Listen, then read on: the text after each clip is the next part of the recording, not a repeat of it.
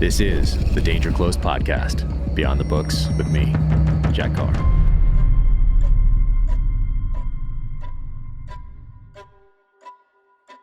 Welcome to the Danger Close podcast, an Ironclad original presented by Navy Federal Credit Union. My upcoming novel, Only the Dead, hits shelves on May 16th in ebook, audiobook, and hardcover, and is available for pre-order right now. My guest today, Special Forces operator Nick Lavery. Nick lost his leg in Afghanistan, came home, rehabbed, stayed in the Army, went back to his ODA, and deployed back to Afghanistan. So now, without further ado, Nick Lavery. Are you still in? Yeah, man, still active duty. I'm with 5th Group here at Fort Campbell. No kidding. Now, so I was reading through everything. I'm like, wait a second. Is he still in? Like, I didn't realize that. So I'm like, he must be out by a few months at least, but still in, getting after it. Yeah, man, still going strong. I come up on 16 years in just a month or two, so about 4 left. Got it. What are you doing right now? I just left the ODA life behind just a few months back. Actually, now about 4 months back, which was a hard transition. Yeah, man. You come in, you want to do the team guy thing forever. Yeah, it runs its course. So, and I'm now the company operations warrant for one of the companies here in 5th Group. Okay, nice, man. The warrant officer program with SF has always impressed me. Every time that I got to work with SF in general, but SF warrant officers in particular, just the school that you guys, like, we never figured that out in the SEAL teams. We're like, they went to a warrant officer school that was part of Big Navy, and then they came back and were like, I guess you're go with the training department, or, maybe you help out in ops. Like, we never figured it out, but you guys figured it out a while back, and that's a really cool program, it seems like. Yeah, it is, man. And it's, it certainly has its ups and downs, and but it's unique. Like the Army's got warrant officers in just about every branch. Mm-hmm.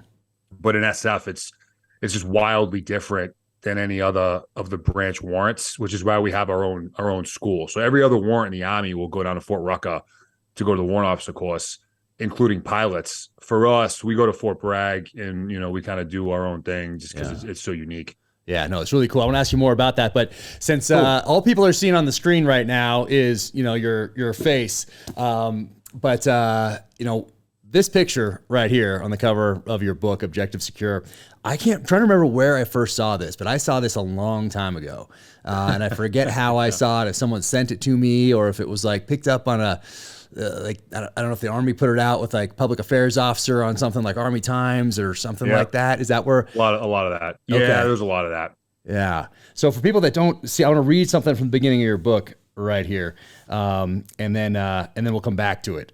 Cool. Because I want to find out about your path into the military and all that. But here we go. On my second combat deployment to Afghanistan in 2012, I was wounded in action on 3 separate occasions. The first was just a few weeks after getting into country, when I was hit with some shrapnel in the back of my shoulder during a village clearance operation. It was suggested I be medically evacuated out of the country.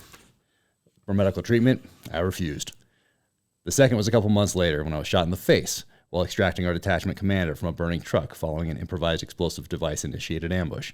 Once again, medical evacuation from country was suggested, and once again, I refused. With approximately 3 weeks left in our deployment, I was shot 5 times during an insider attack, 4 times in my right leg and once in my lower left. The medevac bird couldn't land during the ongoing ambush, so I was forced to wait for over an hour to be airlifted out. With my femur shattered and my femoral artery severed, I should have died that day. Instead, my injuries ultimately resulted in the amputation of my right leg above the knee. I spent a year at Walter Reed Medical Center undergoing more than 30 surgeries and learning how to live with a prosthetic before returning to my unit, where I was offered a full medical military retirement. I refused. Man. Incredible. And we're going to get to that, but I just wanted the people to know that before we kick this off. Path into the military. Like, I know you talk in the book about wanting to join the Secret Service at some point, be that protector. But what was your path like growing up? Did you always know you were going to the military? Did you always know you were going to go special operations or military and then go into Secret Service? Or what was your plan? Always is certainly a strong word, and I played commando as a lot of us kids did.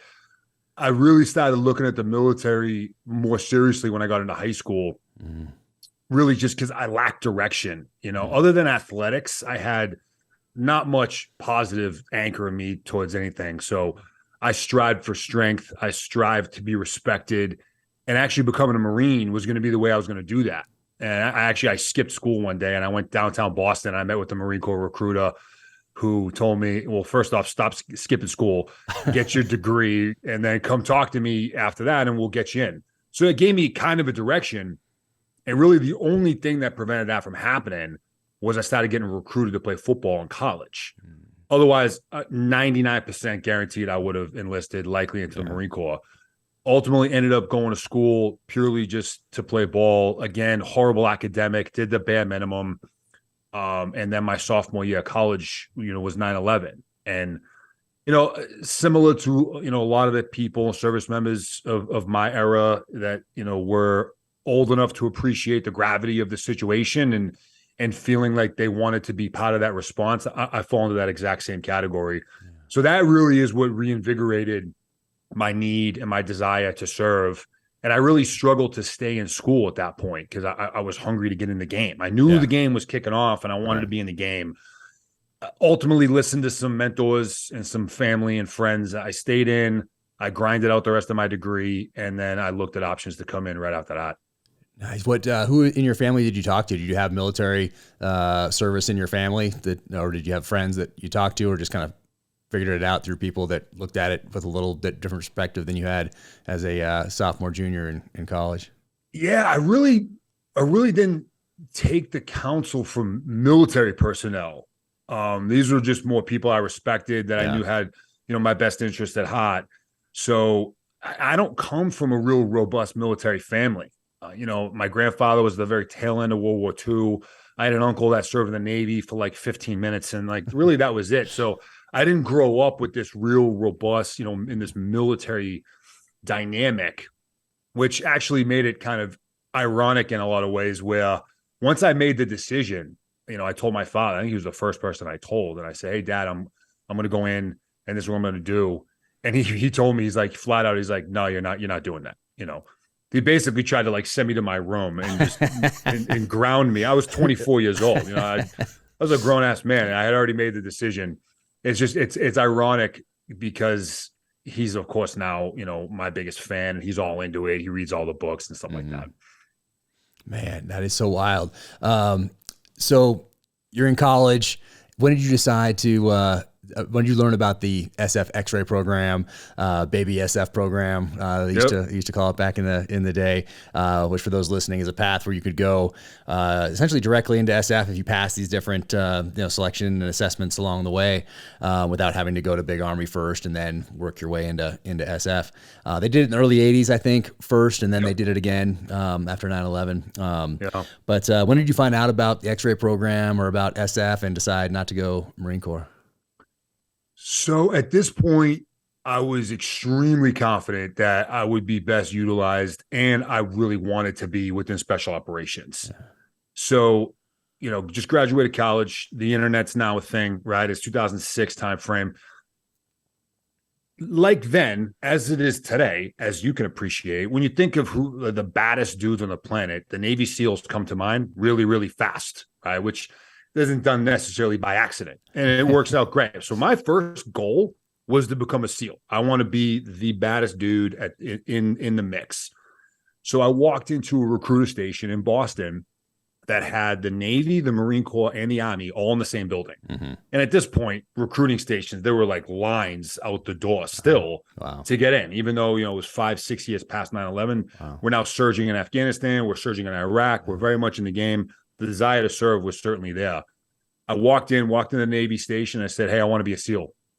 He's like, cool, man. Well, we got to get you enlisted into the Navy first, and then you can request to go that route. And I said, all right, roger that. Thank you. And I left, walked down the hall, had the same conversation with the Marine Corps, got pretty much the exact same answer. Walked down the hall, talked to the Army, and I got a different answer. And they introduced me to the 18 X-ray program, my Special Forces recruit contract option. And although I was enticed by the speed in which it could get me into special operations, I didn't make the decision. I really didn't know what Green Berets did. You know, I'd seen Rambo and John Wayne, but I hadn't a clue. So I went home, you know, I got on the interwebs, I started doing some homework, and I was really drawn to unconventional warfare. So I was attracted by the speed in which I could get there, but then I was also attracted to what ODAs and what Green Berets are expected to do.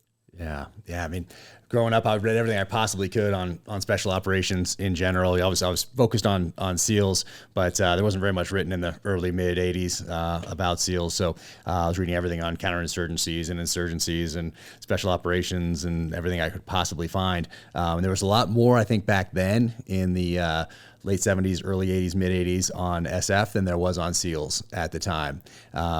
So like Nick Rowe's book is out. There's a book called by Hans Halberstadt. I think I'm butcher his name, which was kind of like a thick magazine that you could go through that had pictures of SF and selection and training and talked about all these guys with Vietnam experience. And it was just awesome.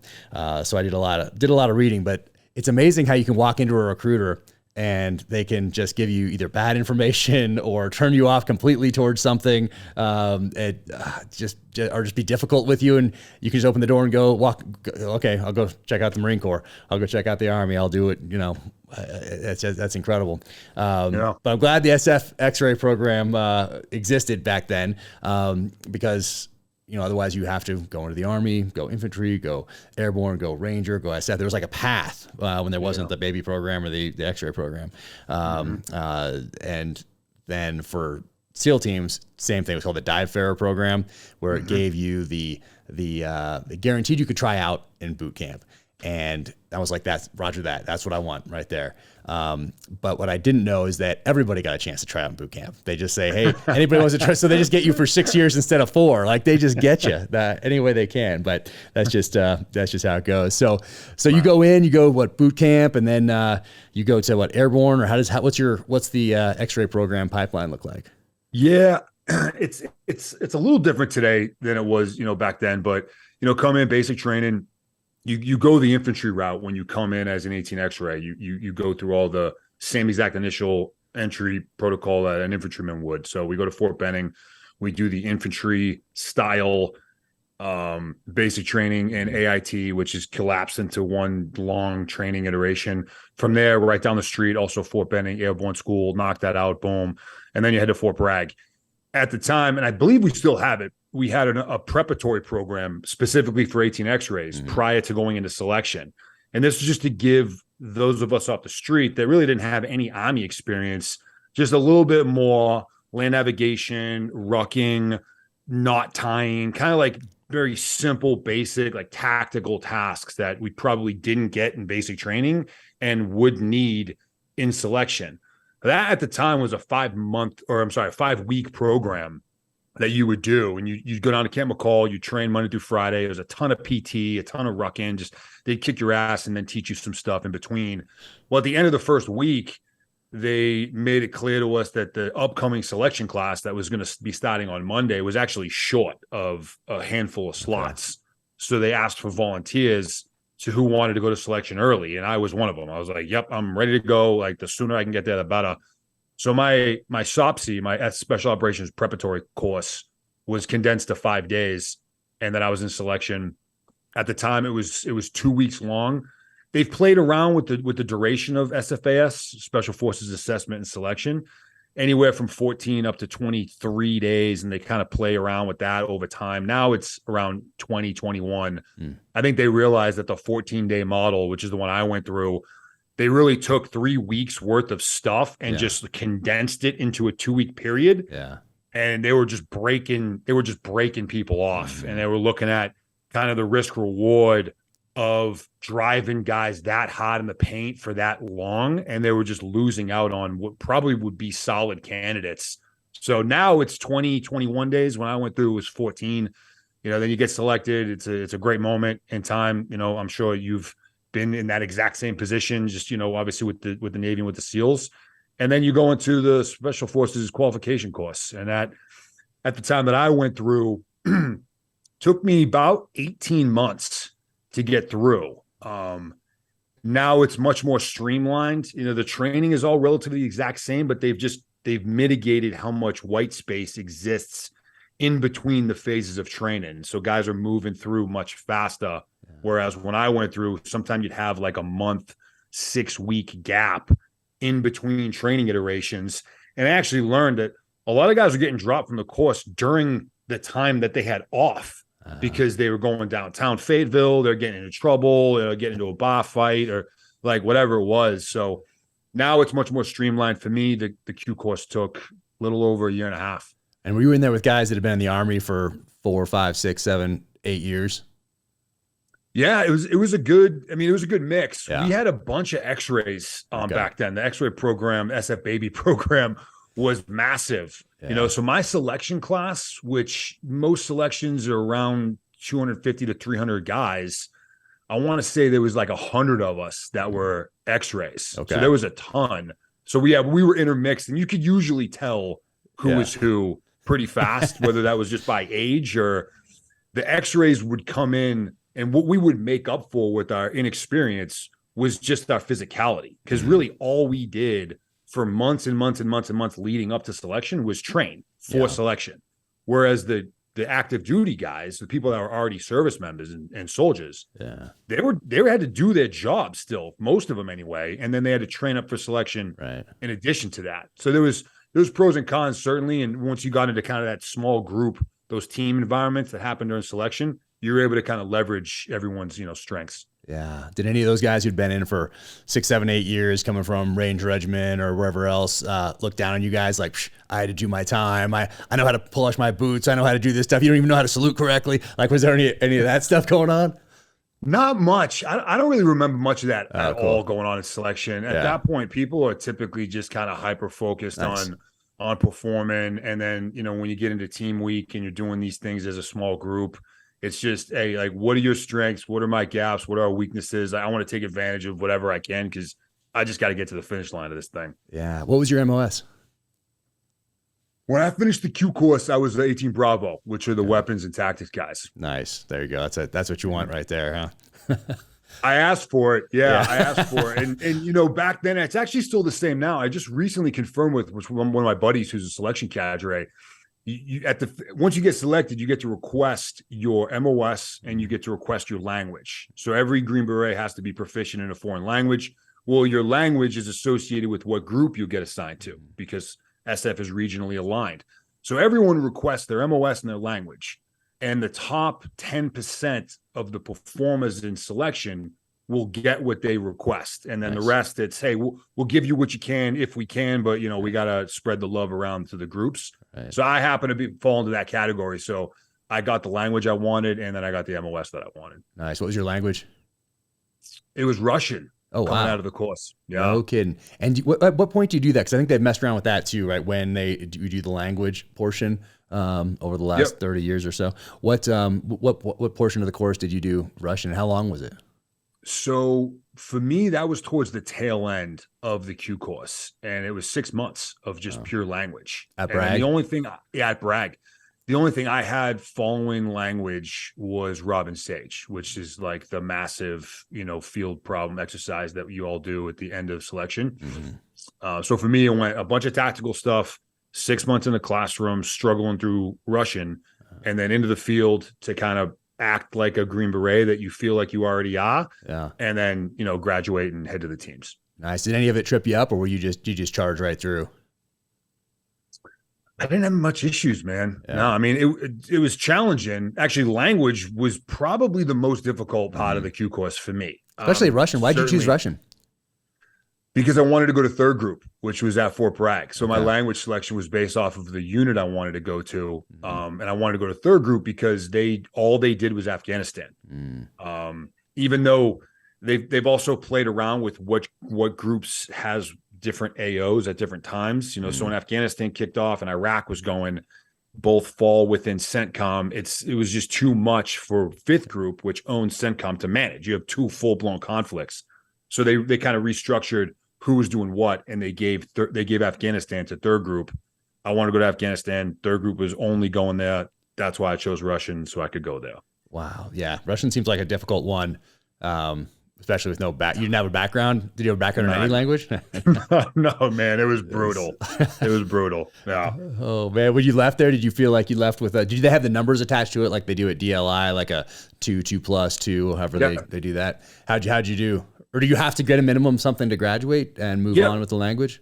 Yeah, you need a minimum of a 1+. And we actually moved when I was in the course to an oral proficiency type exam as opposed to one that you would do on like a computer. Yeah. So it's really just a conversation you have with someone out, Monterey or wherever they are.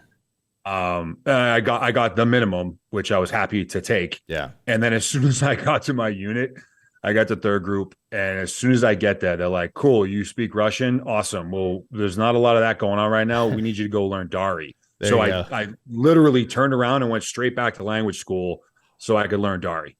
At Bragg too? At Bragg, yeah. Okay. Oh man, that is wild. How about Robin Sage? What was it what you were expecting? Did you read about it ahead of time? You get the pass down from guys who have done it before? Was it what you were expecting? And what was that like? Yeah, it was what I expected. And at that point, you've made some relationships, you got some connections, and you're able to G2 a little bit of stuff. So, I knew what we were going into. It'd be a week and a half of, isolation planning, and then, 2 or so weeks in the field going through this massive scenario. The coolest part about Robin Sage for me was this was the first time that you actually have SF MOSs that are trained in their skill sets that are working alongside you. Yeah. Up until that point, when you're doing small unit tactics or survival, evasion stuff, or any of these other things you go through, you're all the same level of untrained with SF MOSs. Yeah. You're all just students or candidates or whatever. You get to Sage, and now you have actual medics that know actual medicine. You've got commo guys that actually know how to use radios and whatnot. Right. You've got demo guys that can actually do that stuff. So that was really cool. And I remember we were doing our infill, which is notoriously horrible. The infill for Robin Sage just has a reputation for being just absolutely miserable. Everyone's carrying 120 pounds and you're jumping in and then you're walking 8 million miles. It's terrible. We're humping through, the hills in North Carolina somewhere, and I began cramping up.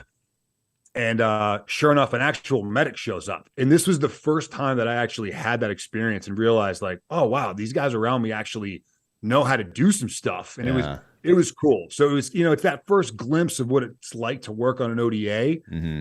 You do realize very, very quickly once you get to a real team that you really don't know much. But going through it in Sage was like, oh man, you know what? I'm actually kind of digging this. This is actually pretty cool. Yeah, no, I love that. It's so important to have a common baseline, a touch point with people like you. Somebody went through in 1983. Like you've both done Robin Sage. You both done that Q course. Like same thing with me. That Hell Week and Buds in common with somebody went through in 1972, 1987, and I have that touch point with them. So we share that in common, which I think is extremely important. So then you get to your team, and what's it like going in there the first day? And what's that work? Do you call it a workup before you deploy? So my timing was a little odd because the time I got there, I got assigned to the battalion I got assigned to in the company. Well, they were all forward in Afghanistan, and they only had maybe 4 or 5 weeks left, and they were all coming back off their rotation. So the leadership decided not to send me forward, to keep me back and put me in language school, and I would just reset with the next pump. But there was a team that deployed off cycle from the rest of the company that I was assigned to. And it was a unique team. It was a specialized type team. And ultimately that's the one I went to. So my introduction to the team life, similar to all of us, is you realize you're at the bottom of an entire new mountain that you need to climb, right?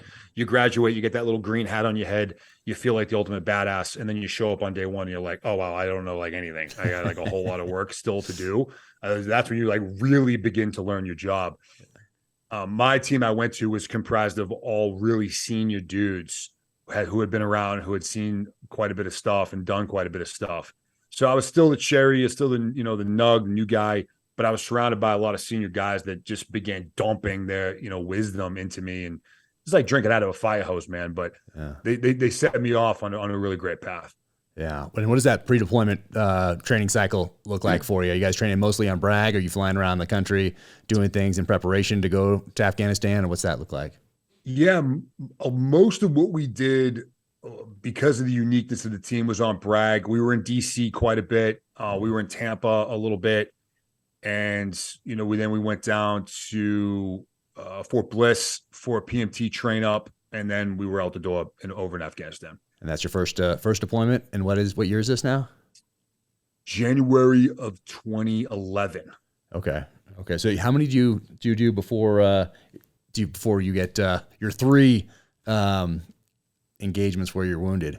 Is this part of that, or do you stay there for that long, or do you come back and do another one? Yeah, so I go over the first time. I do 9 months. I 9 come months. Back. Yep, Dang. I do 9 months. Was that typical for you guys at the time, or is that long? That was one of the longer ones. Okay. We were usually doing between 6 and 9, or 6 or 9. So that was one of the longer ones. Came back from that at the end of 2011. Went into individual train up, and then my leadership had swapped out, and they wanted to put me onto a more of a direct action focused ODA, which I wanted to do, and everyone was cool with it. The team I was going to was currently forward in another location doing some other stuff, and they were also on their way back. So I was again in this limbo. Well, there was a tasking that came over from JSOC that had a bunch of different people from a bunch of different organizations that were all going into Afghanistan to do some stuff, and they were looking for an extra body. And that came over to third group just because we were all at Fort Bragg. So I ended up short, quick little pump, maybe 6. Came back from that, went to the new team, then went back in Afghanistan in 2012, and that was the deployment where things got a little gnarly for me. A little dicey. What lessons did you bring from that first deployment back? Like that's first time in Afghanistan. You're the new guy deployment. What do you take from that deployment going forward? Yeah, I mean, a lot. I'd say the one thing that jumps out is, you come into this line of work, as you know, most of us want to do the cool guy stuff, right? We want to jump out of planes. We want to kick down doors. We want to shoot bad guys in the face. We want to blow things up and drive fast. Things like that. Mm-hmm. I was exposed to that over that first 9 months, but I was also exposed to an entire plethora of other types of operations and activities that I didn't even know about. I didn't even know Green Berets would do this kind of stuff. Mm-hmm. So I'd be getting, we'd load up into Chinooks to do, half type ops. We'd load up into gun trucks with machine gun barrels sticking out all over the place like porcupine. And then also I'd get into a soft skin Corolla to drive through downtown Kandahar and like pick somebody up. So I was exposed to a lot across the spectrum of what ODAs are expected and able to do. Yeah. So it really opened up my eyes at a really like the earliest point in my career. Yeah. Where a lot of us aren't exposed to that kind of stuff until a little further down the line. Yeah. Especially at that time when we were just doing combat all the time. I was exposed to that stuff really, really early. So it just gave me a greater appreciation for what a Green Beret is capable of. Yeah. There's a lot going on. That's a height of a lot of things going on all around the world. But so the second one, so you're over there, you're more of a direct action element now in 2012. What's that first time? How long is it before you get the wound, the shrapnel in the back? Like how long are you in country doing ops before that happens? 3 weeks. Oh, geez. Oh, man. You bookended your deployment. Oh, yeah. Oh, man. Literally. Jeez. Yeah, it was quick. What happened with that first one, the shrapnel in the back? Yeah, man. We were on the way to an objective. We got ambushed. We dismount. We fire maneuver into this village. And myself, real small element. Me, I think I only had 2 team guys with me and then a handful of our partners. Yeah. And we're in now like urban combat. Now, this isn't like Iraq, Baghdad urban, but it's urban. Multi-story structures, alleys, hallways, doors, like all the threats that make urban combat really hard. That's what we were into. And we're fighting our way towards this compound that's got a 2-story structure that's unloading onto the convoy with a Dishka. So RPG, Dishka, PKM, dudes are dropping HME grenades and other frags out of windows. Like this was a full-blown like urban scenario. And we get to our breach point of this compound. We're about to go and something explodes behind me. And boom, it's like I got hit in the back with like a baseball bat. And I look back and there's like a lemon-sized hole in my shoulder. And it really wasn't all that big of a deal. You know, my teammate got to me. It was more of a shock for me than anything. I didn't feel any pain. Like adrenaline's pumping. Like I'm good to go. I just see this hole in my body that wasn't there a minute ago, and I'm like, oh shit, this is happening. Teammate comes over, gauze, pressure dressing. I'm totally good to go. And my team sergeant was with this element with me, and I'm like, hey boss, I'm good. Let's go. Let's breach. Let's just keep working. And he's like, you know what, dude? No. We're gonna get back to the trucks. We're gonna reconsolidate and take another look at like what we're doing here. So this was the first time any one of us was what I'll say significantly wounded. It certainly would not be the last, but we were operating outside of our headlights in that exact moment. We bit off way more than we probably should have. Completely reckless. Sergeant and the rest of our leadership probably needed to kind of make sure we were being a little bit more tempered with what we were doing in the environment we were within. And you know what, man, they're blasting a dish out of a 2-story structure in this compound. If we had actually breached the way that I wanted to and the way we had intended to, you know, who's to know what was on the other side of that in that courtyard. So, you know, I'm just grateful that this happened to me particularly, but early on in the trip, because it kind of changed the overall mission planning dynamic and the tactics that we maintained throughout the rest of the trip. Jeez. And what was it that that got you? What was that? Somebody drop a grenade, or what was that? The shrapnel from? Grenade shrapnel. Yeah. Jeez. Yeah. And for those listening, it's kind of the mantra is self-aid, buddy aid, medic aid. We call it corpsman aid.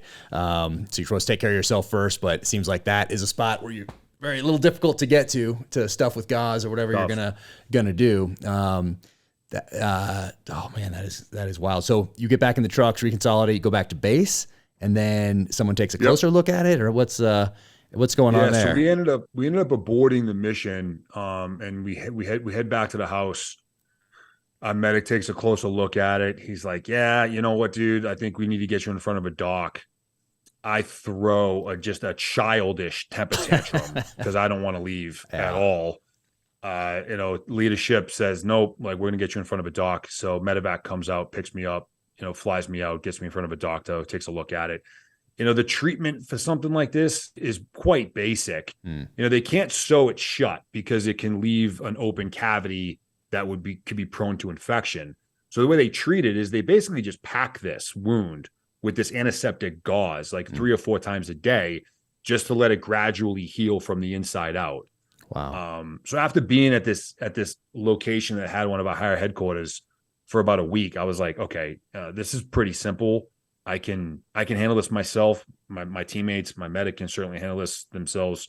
Wasn't a big deal. So I ended up getting back with the boys just after about a week of being away, and then, you know, right back to work. So is the doc, I mean, so they recommend that you leave country though. Is that right?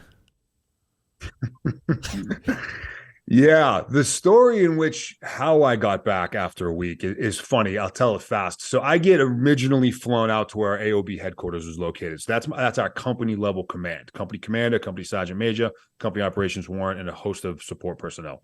I get flown out there.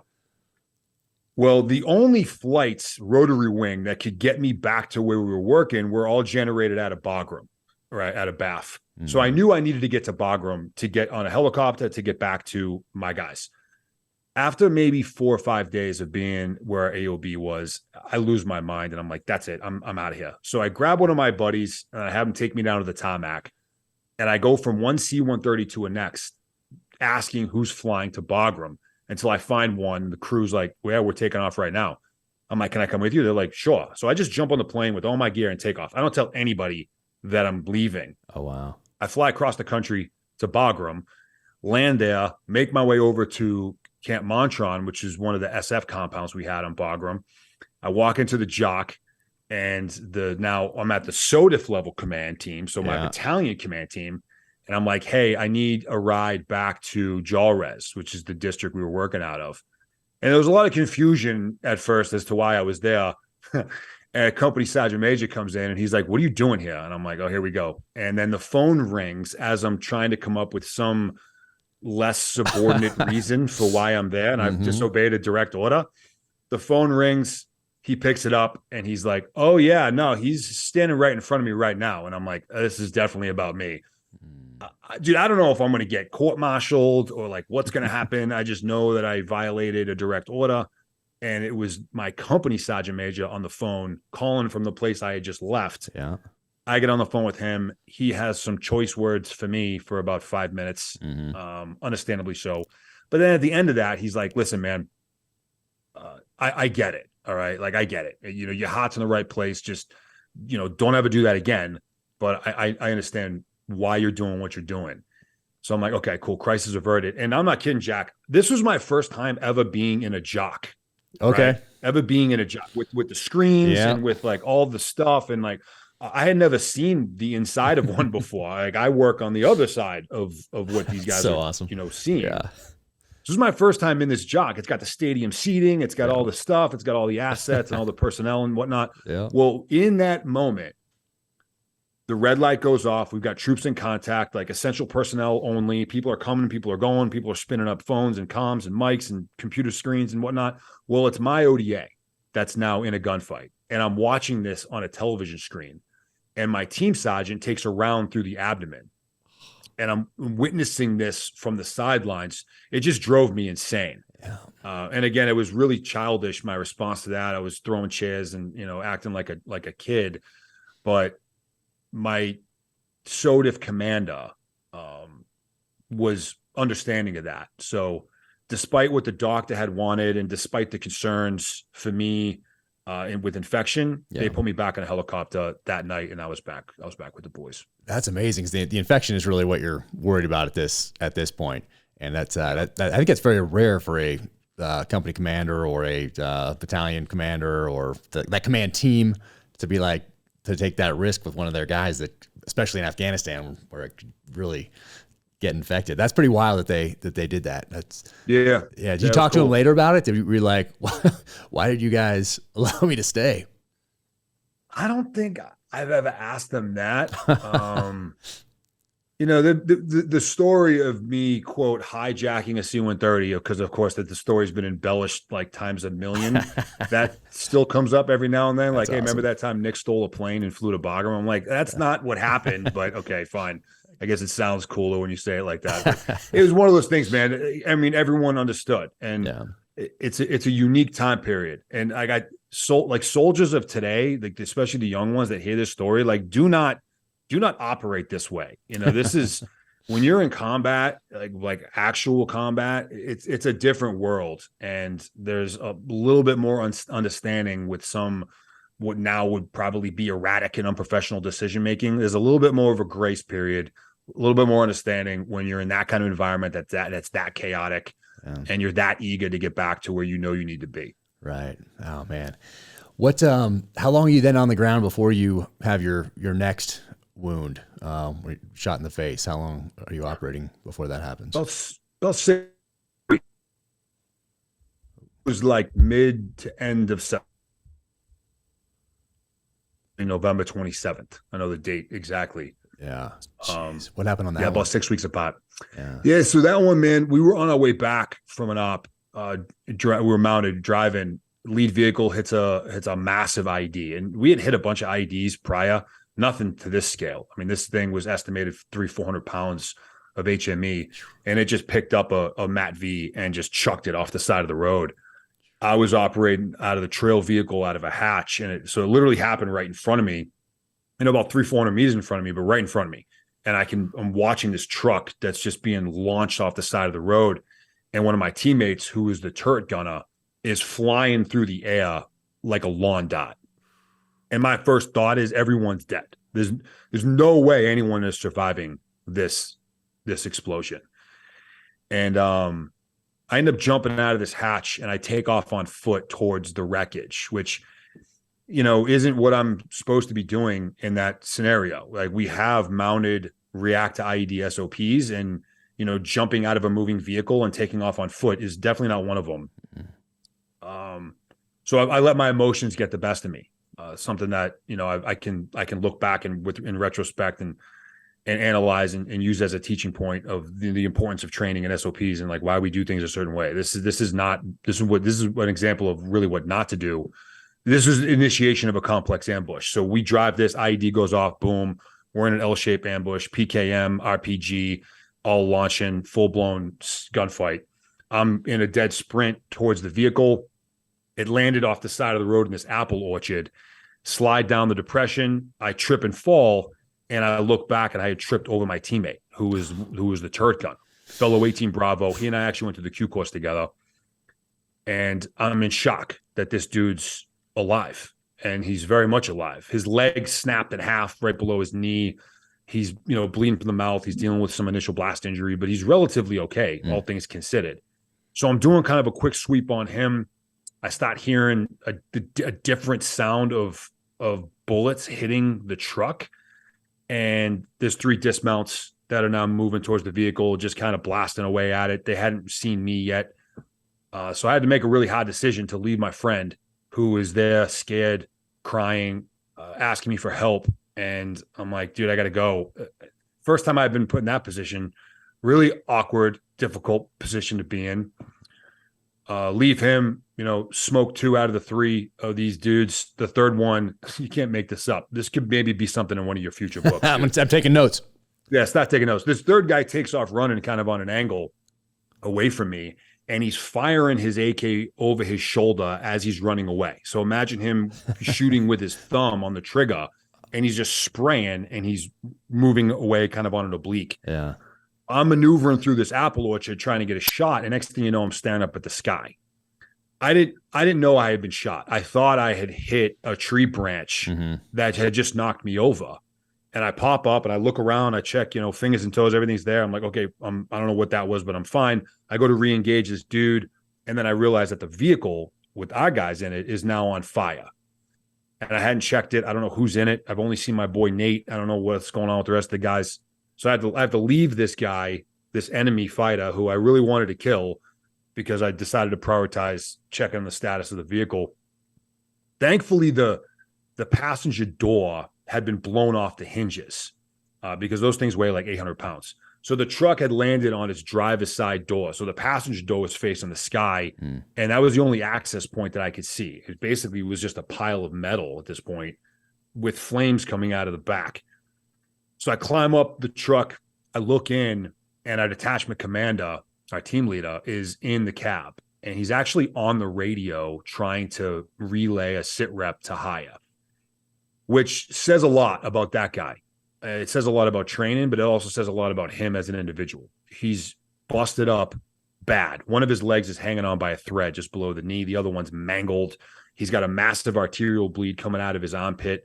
I mean, this dude's dying. Literally laying there dying in a pile of rubble that's on fire, and he's still doing his job. I mean, watching this happen live was like, damn, dude, you are a warrior.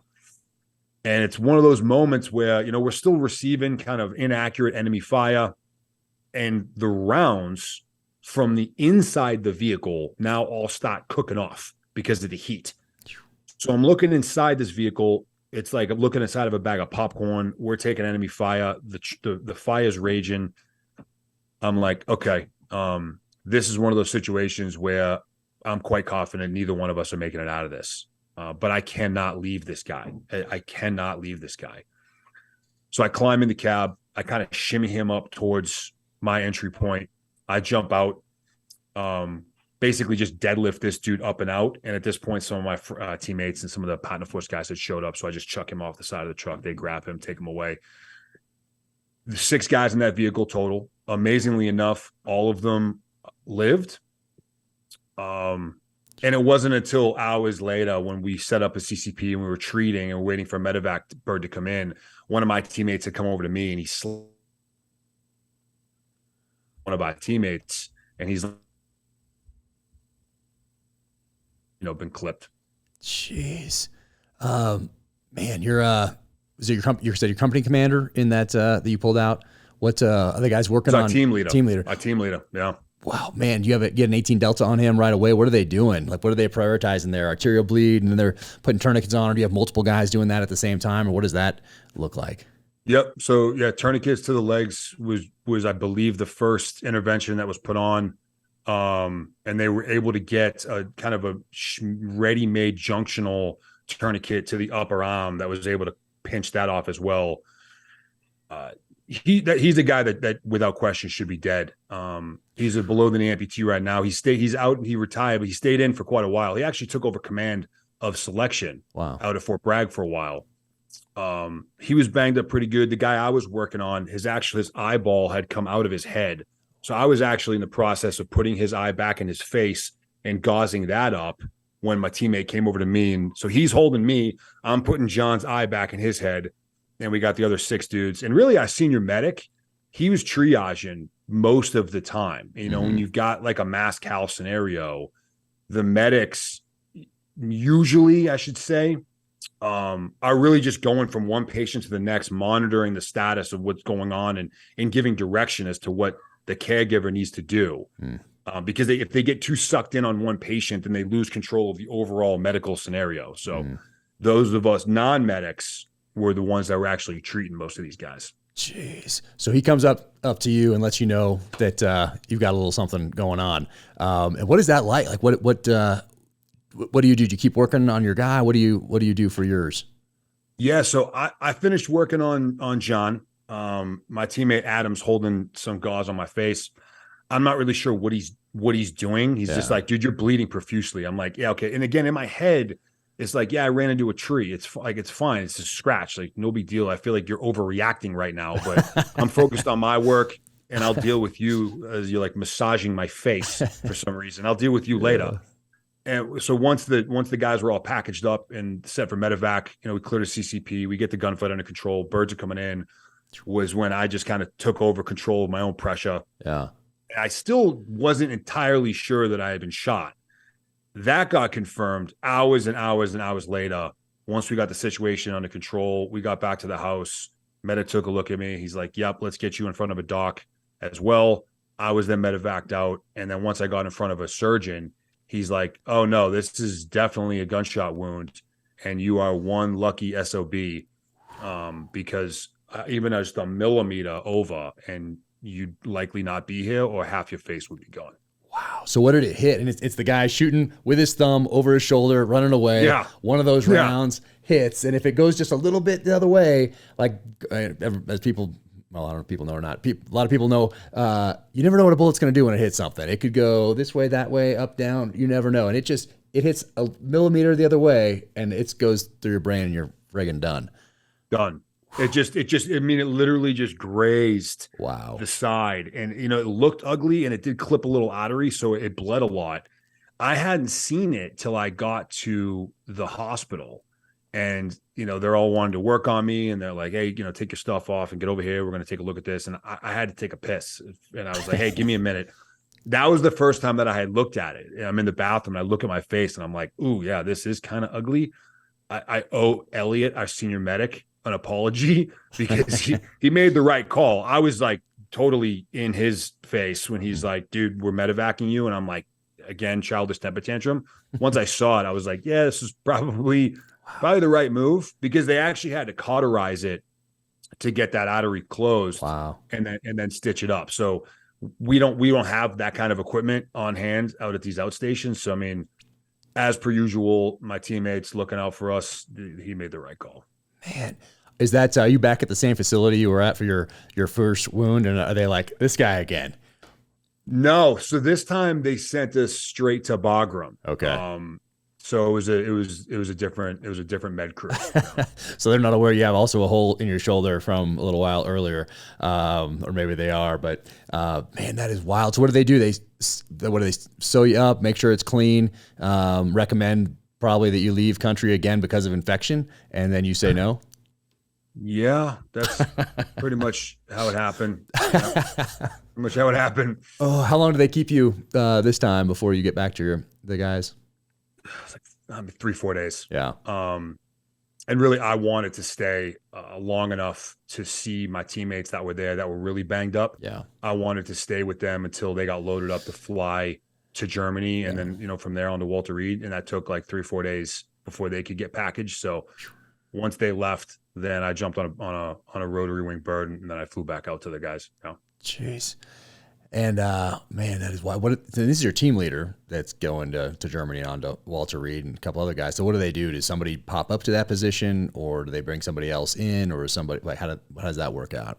Yeah, I mean, ultimately both is the answer. So, we had a warrant officer on the team. We talked earlier about, the unique aspects of being a Special Forces Warrant Officer. So he assumed command of the ODA in the interim. And this was late November 27th. So this was like the end of the fighting season.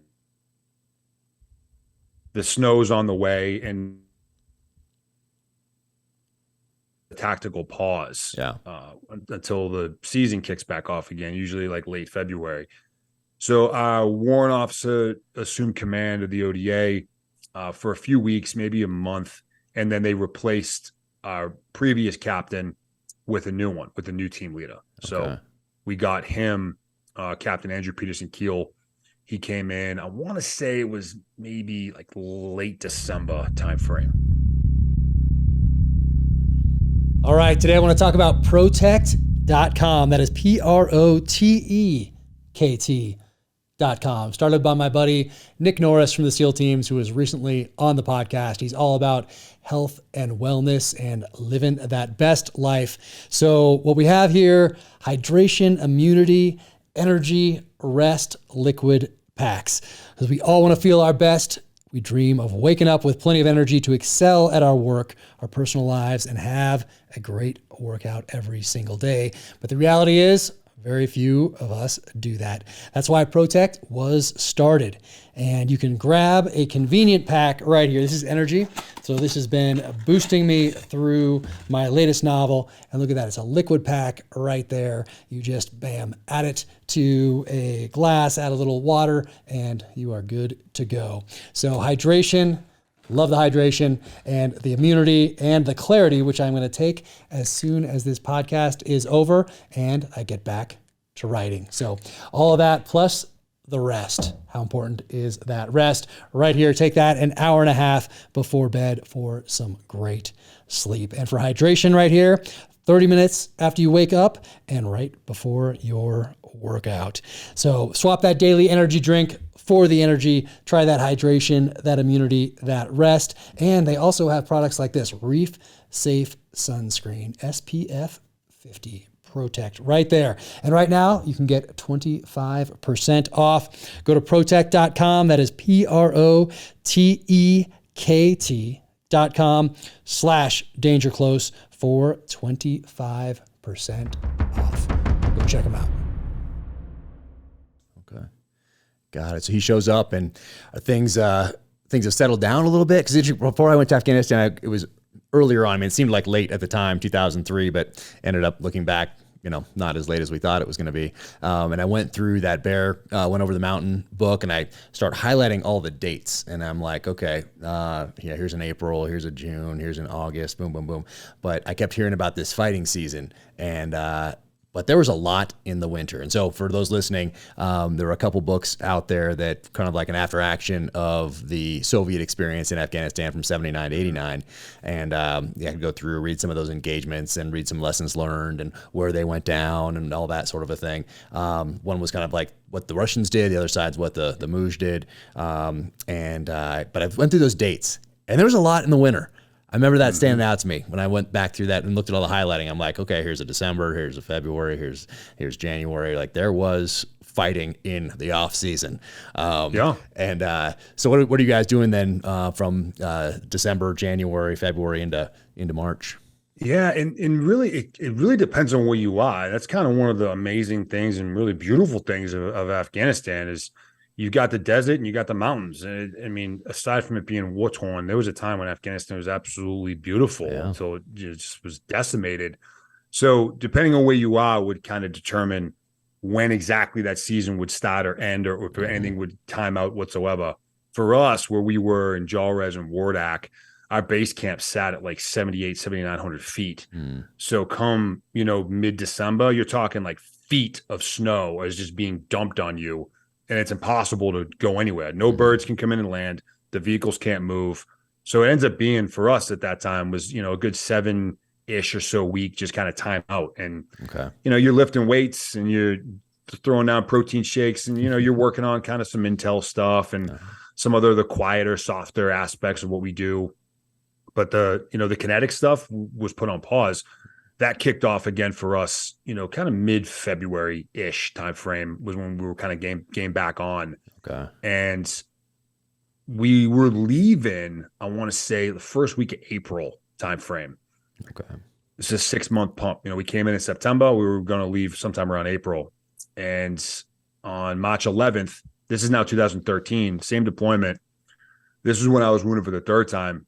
This was an insider attack. So, we're getting ready to go on a joint operation. We had our dedicated commando partner force that lived with us, but then we also had on this day some Afghan National Army guys, some Afghan National Police guys, some Afghan local police guys. So this conglomerate of dudes, some of which we knew, some of which we had worked with, some not. Poses a real dangerous scenario for us. And immediately following our mission brief, a dude jumped up on the back of a Ford Ranger pickup truck that had a mounted PKM, and he opened fire into the group from about 25, 30 feet away. An ideal target of opportunity. We're all lumped together. It's like a perfect storm. This was a coordinated attack. So this was the initiation, and he cracks off at the same time. About 20, 25 guys that we didn't know basically had us surrounded, all began lobbing, machine gun and rockets into our compound. 12 U.S. casualties that day, including 3 killed, one of which was our new captain, Andrew Peterson Keel. So the guy that replaced the outgoing team leader, he was killed. Our infantry squad leader, he was killed. We had about 9 or 10 infantry guys that were there as uplift for us. So Rex Shad, Staff Sergeant Rex Shad was killed. And then also our working dog was killed. And then another 9 of us Americans were wounded. And then I want to say it was like 10 or 11 Afghans were killed or wounded as well. So it was considered the most catastrophic insider attack that we actually had on record. And then, for me, most of that damage was to my right leg, femoral artery cut, femur shattered. I treated myself, at least initially.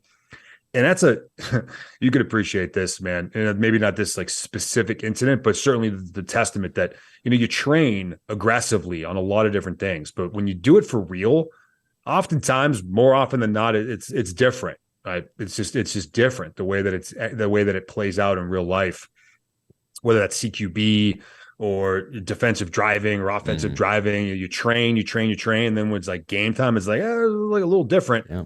I can certainly tell you that when you're doing an internal pressure dressing on yourself, that's wildly different in real life than it is in training. But that's ultimately what I ended up doing. I mean, amazing. I feel like I need to read this for people because it is, absolutely incredible story. And you're alive here today. Yeah, brother. Incredible. March 11th, 2013.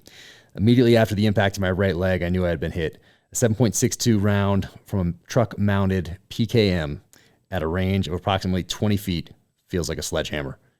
I didn't have time to immediately examine the wound and determine the severity. I had more pressing work to do.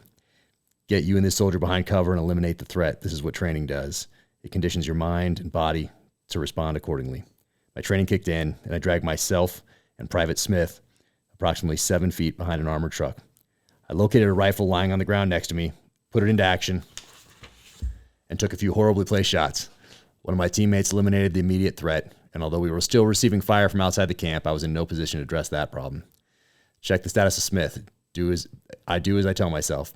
A quick head-to-toe sweep, no massive bleeding. I yell his name. He responds, airway looks good. I ask him if he's okay. He says yes, respiration seems fine.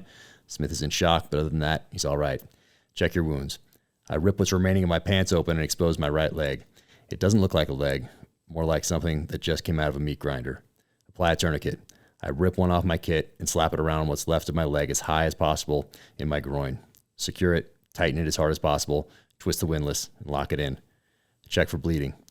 I'm still bleeding out. It is here that I notice a river of blood flowing from me to the location where I had been struck. A stream of dark red liquid, now also pooling beneath me. Femoral artery is cut. You might have 10 minutes to live. Keep working. I grab a second tourniquet, off my pistol belt. Same application process, just below the first one. I tighten it down so hard I almost pass out after locking it in the windlass. Check for bleeding. I still see blood trickling from my thigh, although it seems to be slowing down. Either the tourniquets are working or I'm almost out of blood to bleed. A teammate arrives by my side. I tell him the situation, but he is able to see for himself. The look on his face says enough. I'm going to die here today. Whew. Man. That is wild. Whose weapon did you pick up that you found on the ground? Like when you got hit, did you have an M4 on you? Do you have a pistol on you? Or are those? It's a great question. Because I had put my primary weapon system, my rifle, my go bag, and then my personal belt fed into my vehicle, and then walked over to this mission brief and comms check. Yeah. So the only thing I had on me was my pistol. Wow. A mistake. And one I replay, quite often. And, I like to use this as an example of what not to do. And we tend to learn the hottest lessons by getting things wrong. And here's one that I did get wrong. And you play the what if game all day, man. And believe me, I do. And it's a nasty cyclical game that has no end. The what if. But I didn't have my rifle on me. Once I was hit and down and then got to a position where I could engage, there was a rifle just laying right next to me. It was actually our senior medics who he took around through his calf. So he was down right next to me. And he just happened to drop his rifle like almost right on top of me. So it was literally right there, picked it up, rolled around. Again, didn't come close to hitting this dude. Adrenaline is surging and my body is like already going into the early stages of shock with that much blood loss. And then fortunately, one of my teammates was able to come in and then smoke that guy. When you pick up that rifle, is he still shooting from that elevated position in the truck? Yeah. Jeez. Yeah. Still shooting. God. Man. And so is he the only threat that's inside the compound that you know of right then? And then are you aware that other fire is coming in at that point? Yeah, he was the only threat inside the compound. At first I thought it was just him. And then once my teammate Brandon comes in and takes this guy out, and then the rest of the guys that were able to shoot all join in, right? I mean, turn this guy into Swiss cheese. But then we all realized that there's this rapid rate of fire that's coming in from all over the place. So it's like, oh, wait a minute. And that's when the light kind of clicked on that we're in a full-blown ambush. This isn't the lone wolf thing. This was a coordinated thing. And once the first RPG cracked off, it was like, okay, this could be a real bad day. This could be the kind of thing that, goes down in history as one of the worst instances that we've experienced in Afghanistan. Jeez. I mean, that is almost worst case, and you don't know if there are any other people inside that compound. You just had one of the guys, one of your host nation counterparts, open fire on you. There's still others though. Oh yeah. And in that group. That's brutal, man. I was obviously not involved in that, but my teammates and the other soldiers that were there, they were put to the brink of making some really hard decisions. Yeah. And through the investigation and all the sworn statements and all the 15-6s, none of them eliminated any one of our partner force guys. The shooter is the one that killed all of the Afghans. And this is from like a dozen different vantage points, but having to talk to these guys, they were right there, right? Like select a switch on fire 2 feet in front of, because they don't know. Yeah. And it's absolute chaos. Who's still on our team. And I've been in similar situations. I know how difficult it is. Not when 12 of my friends are down and dying. So these guys were put to the absolute brink of that decision-making process. Fortunately, they got it right, and they were able to put their energy towards the actual threat that at this point was coming in outside of our compound. Yeah. Geez. I wonder, I mean, you're dealing with something else right now, but I wonder if they were like, hey, you and you keep an eye on this partner force, you and you, we're dealing with a threat outside. Like, what did that, and I mean, obviously you don't know at the time because you're putting tourniquets on and you're stuffing your leg and you're doing all that. But later when you got to talk to those guys, what did they do in the aftermath of that? So our partner force that was still, I'll use the word loyal to us in that moment, Fortunately for everybody, very, very quickly dropped their weapons and like basically consolidated themselves into an area. This is coming from, I've talked to our Terps, I talked to my team guys, I've actually talked to some of those guys themselves. They were like, whoa, like weapons down, hands up, and they like lumped themselves together and just put themselves in an exposed position as a small group. Okay. Whether they had some kind of rehearsed battle drill for that or if it was just instinctual, but it did make it easier for, 2 or 3 of our guys to have all of them in one area to then assess the how much of a threat, if at all, they were. Yeah. And then very quickly, take them, put them into a position of secure on them, and then start to go to work against who's actually fighting against you.